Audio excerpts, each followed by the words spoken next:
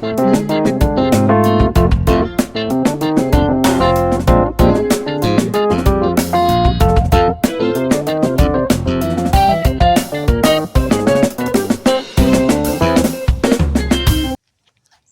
pots on the front. Hello, family and friends. Today we have a plant haul, and we're going to be looking at some shade plants, plants that do very well in the sun, and also some before and afters. Hope you enjoy. Today's plant haul has a beautiful caladium, the white pearl, and it has the green margin around it. And where the green and the white meet is very splashy, but there's tiny detail with this margin, and it's very eye-catching. Janice got these from our local nursery, and they are stunning. These white caladiums can be used with other plants that have similar watering to create a beautiful pot. We have the Gerber daisies here, and they are really showing off.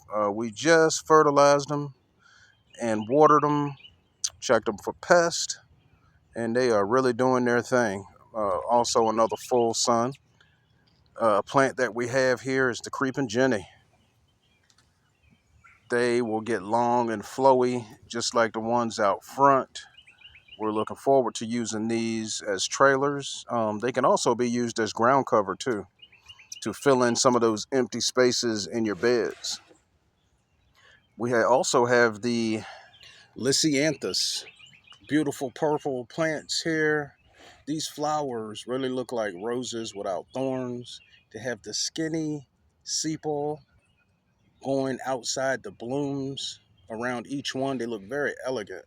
This upright flower has a beautiful ruffled petal, and it really looks like a rose.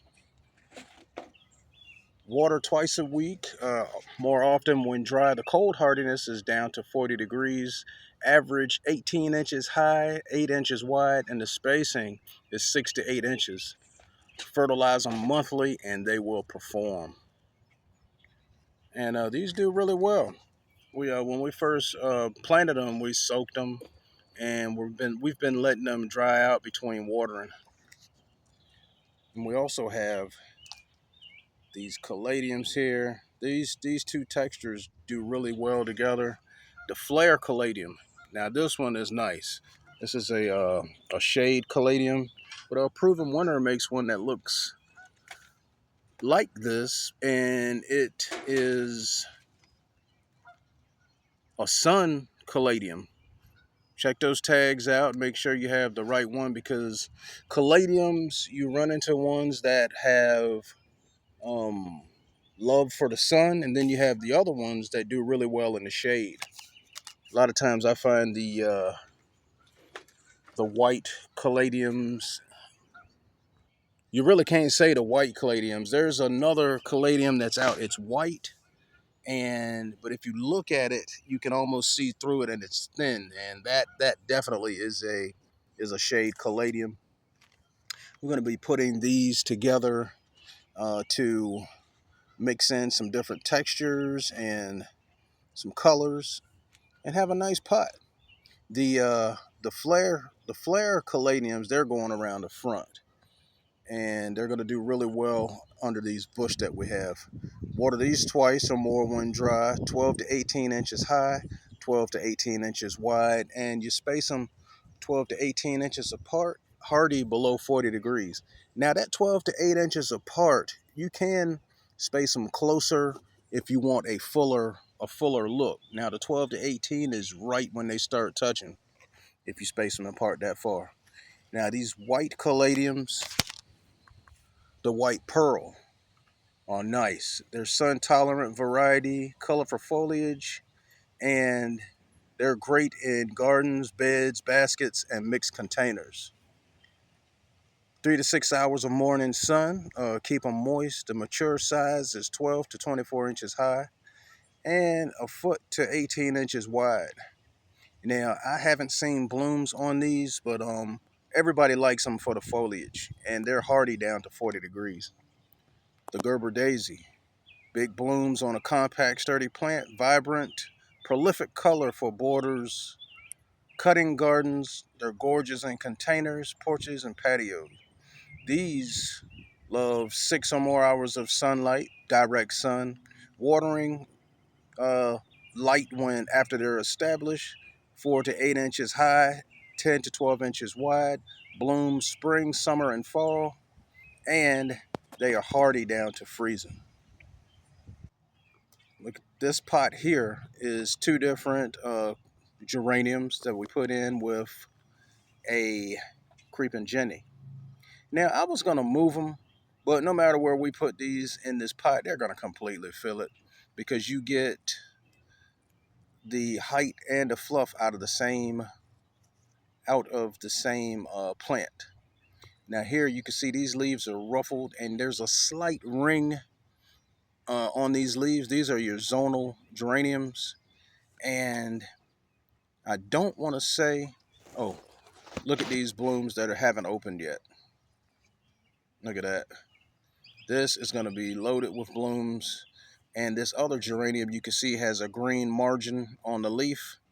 And we'll just put those two together because they have the same watering, and we get the instant size on that right away.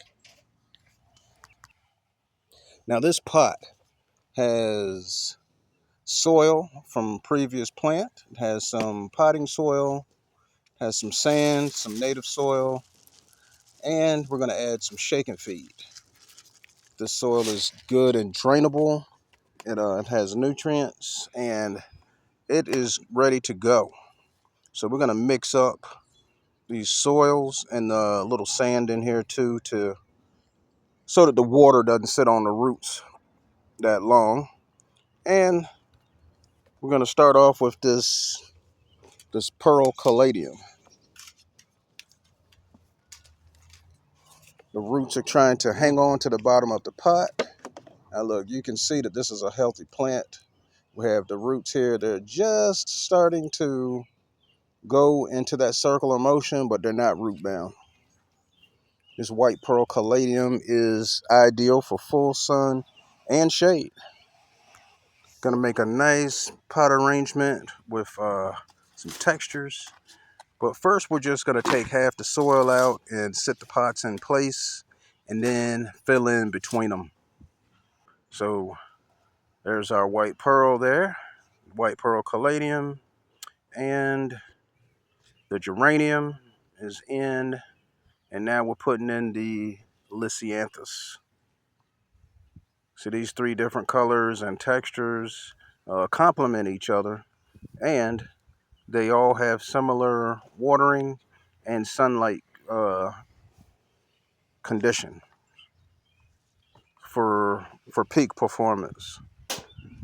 So we're just going to go around and fill in the soil and leave that lip around the top so that when you water, you can just flood the pot out and then just let the water soak right in instead of it pouring over the side. That's why we try to leave a nice inch around the top all the way around. And we're going to go between the plants to make sure we don't have any air pockets. And we'll get these three colors in here with some creeping Jenny. The creeping Jenny is going to give you that trailing effect, and their watering is very forgiving. If you forget to water them, they are very drought tolerant, and that they will do fine in the same watering treatment. These all require the same watering care tips, watering care, and watering habits for these plants. I like the different leaf textures and the different colors. We're just going to go all the way around. Probably put in 3 creeping jennies, just space them out. And you can see we have some good roots on this one too. Look at that. And looking at this one, the soil looks really dry. So once this is potted up, we're going to water it, and put it out in the sun and see how it does. And this is going to be a surprise for someone. I'm not going to say any names just in case they're watching, but we're getting it done. We've been wanting to put this pot together for quite some time now. We had the plants, and it was just a matter of getting a chance to put it together. This creeping Jenny looks a little close to the other one, so I'm going to move it over and fill it on in. This pot is nice. It has different textures and colors, and there's one more plant that we don't have. Probably have to put it in the next video. Is something for more height, because the other Gerber daisies that come in may not be that tall, and the plant that we're going for is either a papyrus or a quarterline. We're going to put that between the Lisianthus and the white pearl for height. And this is a very nice pot that we're going to surprise someone with. And I think they're going to really like it. This pot should really do great because of all of the water requirements and sun requirements are similar. And it has all the elements. The thriller, the filler, and the spiller. We have your thriller for height, the filler, which is the fluff on the pot, and the spiller is any plant that you use that trails down. So while she's adjusting that, I'm going to be doing a little maintenance on this pot, popping out the spent Gerber daisies. We have some burnt up pansies that were here all fall, and they showed off because this bed here was just leaves, and we had the diamond head elephant ears. They were covered up with leaves, and we just wanted a little pop of color in the center, and they did what they were supposed to do, and their season is over. So I'll be pulling those out to make more room for the Gerber daisy roots and the creeper Jenny. So now that they're gone, there's less root competition, and the other flowers will thrive. Everything in this pot is full sun because this bed just sits right out in the middle of the yard, and the flowers and plants here really take full advantage of the sun, and they get way more than six or more hours of sunlight. And here's the pot. We're going to be putting something else in here between the white pearl and the Lisianthum. Something for some height, more height in there, because we're not sure how tall the Gerber daisy blooms are going to be when they come back. And that'll complete that pot, but I'll have to do that in another video. If you like this content, we invite you to subscribe. We welcome your questions and comments, and check out some of our other videos.